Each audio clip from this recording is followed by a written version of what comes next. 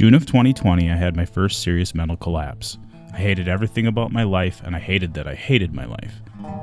I was sick. Every touch, no matter how light or gentle, would send waves of pain through my body.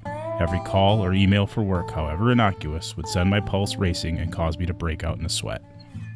I couldn't eat, I couldn't sleep, and the weekends were just pressure cookers for my anxiety-depression cycle. I was circling the drain. I knew I didn't have a lot of time left. I didn't have a plan, but it wasn't far off. I was having passive thoughts of suicide. I hadn't settled on a method or run a break-even analysis yet, but it was close. I was in a dark place. After a weekend of the worst anxiety and depression I had ever felt, I called my company's employee assistance program. I told them that I was sick and I needed help. They interviewed me, asked me what my symptoms were, and helped me locate a counselor and an intensive outpatient program.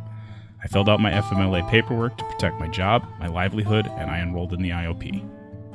The program did set me on the path to healing. However, I would need more than just counseling and group therapy. 2 weeks into the 8-week program, progress was very slow. I wasn't quite to the point of sharing, but I was listening, watching, and learning. My psychiatrist broached the subject of trying a low dose of antidepressants, a suggestion I didn't take lightly. The story I constructed for myself was I didn't need them. I wasn't suicidal, and the potential side effect of becoming suicidal was not a risk I was willing to take. I was terrified of being one of the people where my antidepressants were the last shove I would need to finish the job my anxiety and my depression had started.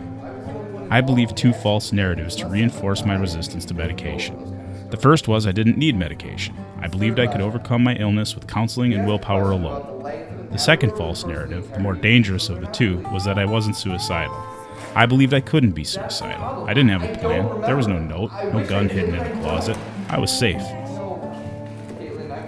I was wrong on both counts. The risk of taking my own life from being medicated was small. Just because I didn't have a plan did not mean I wasn't suicidal. The path from passive suicidal ideation to active suicidal ideation is a short hop, and I was inching closer to the edge every day. The truth was I had no valid arguments against medication. I wanted to recover, so I took a chance on my chemical solution. Within 2 days of starting my antidepressants, I began to come out of my shell in counseling and group therapy sessions. I was participating in my life again. I still had bad days, but my world wasn't ending. Despite medication, I was struggling with sleep. I was getting between 4 and 5 hours of sleep per night, and it was always interrupted.